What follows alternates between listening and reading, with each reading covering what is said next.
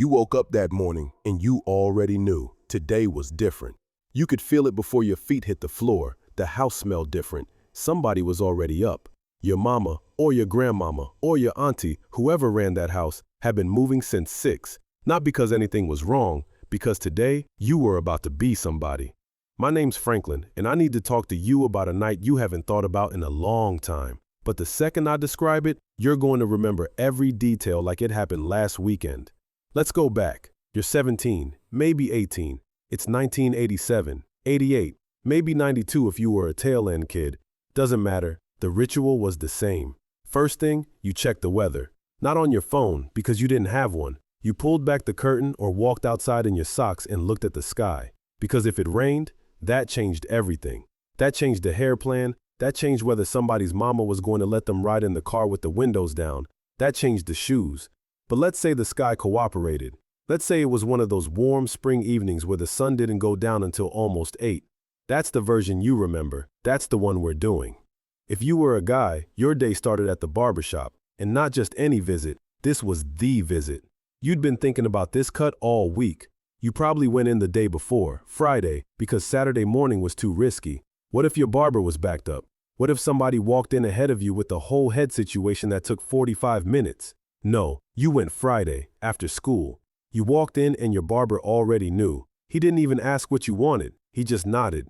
You sat in that chair like you were being fitted for a crown. High top fade, shadow fade, the Gumby. Whatever your city was doing that year, your barber made sure you left looking like you belonged on the cover of Right On magazine. He took his time. He used a straight razor on your edges. He hit you with the alcohol, and you flinched, and he looked at you like, really? And then the talc brush on the back of your neck. You stood up, you looked in that mirror, and you didn't even recognize yourself. Then the do-rag went on, immediately. You didn't touch your head. You didn't scratch. You slept in that do-rag like it was a football helmet. You woke up Saturday morning and peeled it off slow, checking every angle in the bathroom mirror. The line was still sharp. The fade was still blended. You were good. Now the girls had a whole different timeline. Some of them have been at the salon since Friday night. Not Friday afternoon, Friday night. Because the appointment took 4 hours and your stylist had 6 other prom clients ahead of you. You sat under that dryer reading Jet magazine or doing homework or just staring at the wall while your roller set locked in. Finger waves, French rolls, the asymmetrical swoop. Maybe you got a rinse, just a touch of burgundy or that reddish brown your mama pretended not to notice. Your stylist pinned everything into place, wrapped your head in a silk scarf, and told you not to sleep on the wrong side. You went home. You barely slept. You woke up Saturday and the whole house was in motion. Your mama had the iron out. Not for your clothes. Those were already pressed and hanging on the back of the door in the plastic from the cleaners. The iron was for something else. A tablecloth maybe. Or she was pressing her own outfit because she was about to be seen too. You think prom was just about you? No. Your mama had a whole look planned for the send-off. She was getting dressed like she was going to the prom herself. Let's talk about the outfit for a second. If you were a guy, you went to the tux rental spot, probably in the mall, and you picked something with confidence you didn't actually have. Black tux with the satin lapels, or maybe you went bold, powder blue, white, burgundy, whatever matched your date's dress. The cummerbund had to match. The bow tie had to match. The pocket square had to match. You tried on the shoes at the store and they were stiff as a board and the man told you they'd break in. They didn't break in. You danced in those shoes for 4 hours and your pinky toe was screaming by the third song. If you were a girl, your dress had a whole origin story. Maybe you found it at the mall, merry-go-round, Contempo, Casuals, or one of those shops your mama walked into and immediately said, everything in here is too grown. Maybe your mama or your auntie made it, custom, from a pattern she found at the fabric store with sequins she sewed on by hand while watching TV at night. That dress fit you like it was made by a designer in Paris, because in a way, it was.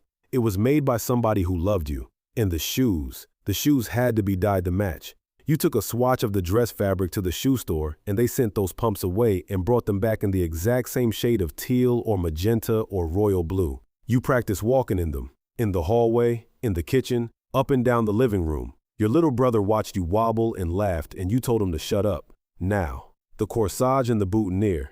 Your date picked those up from the florist and brought them over in a clear plastic box. The corsage went on the wrist, the boutonniere got pinned to the lapel, and somebody always stuck themselves with the pin. Always. Every single time. You'd be standing in the living room trying to pin a tiny rose to a satin jacket while your mama hovered and said, "Be careful with that," like you were defusing a bomb. Which brings us to the send-off. This is the part that people outside your world didn't understand. This wasn't just smile for the camera. This was an event. Your mama called everybody. Your auntie showed up with a disposable camera and her good camera. The neighbor from 2 houses down walked over in her church shoes. Your grandmama sat in the chair on the porch like she was holding court. Your uncle stood in the yard with his arms crossed, looking at your date like, "I'm watching you." And then you came outside. You stood on that porch and the whole yard reacted. Somebody gasped. Somebody said, "Look at you." Somebody else said, "Turn around, let me see the back." You did a slow spin. Your mama's eyes were wet, but she wasn't going to cry in front of company. So she just kept saying, "Stand up straight," and "Fix your collar," and "Smile with your teeth."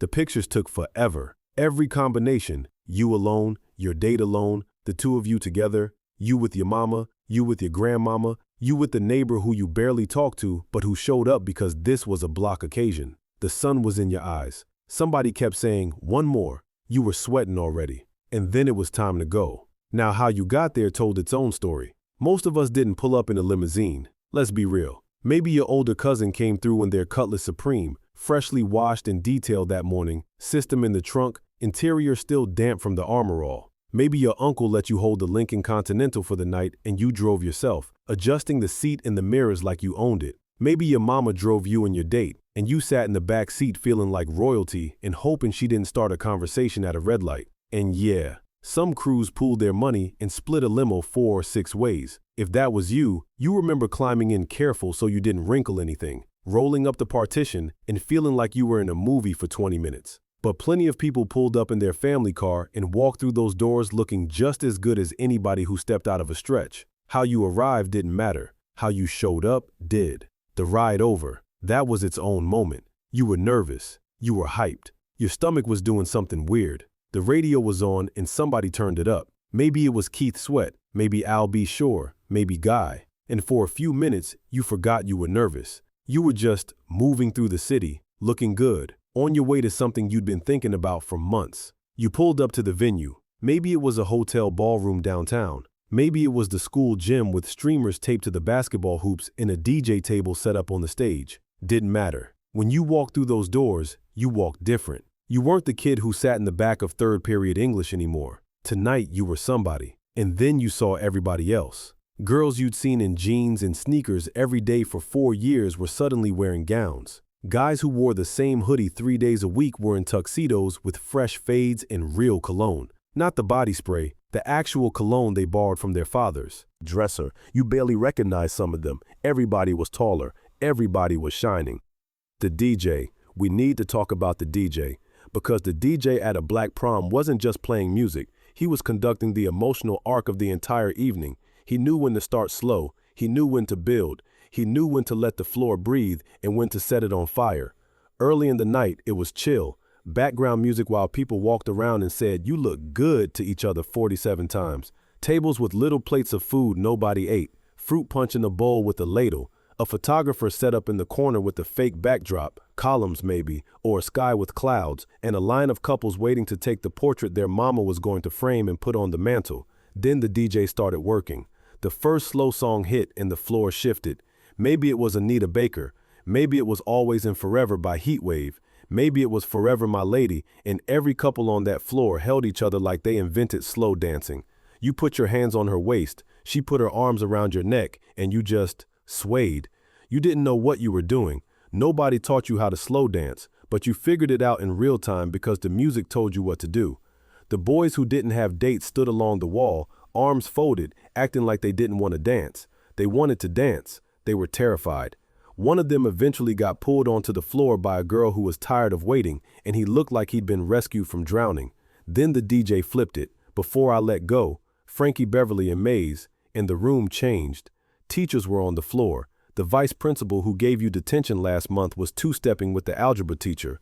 The electric slide started, and nobody had to be told the steps because everybody already knew them. You learned that dance at a cookout when you were 9. It was already in your body.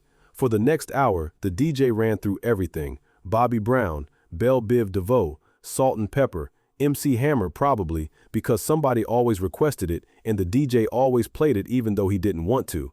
The floor was packed. Shoes came off, jackets came off. Somebody's boutonniere was on the ground and nobody cared.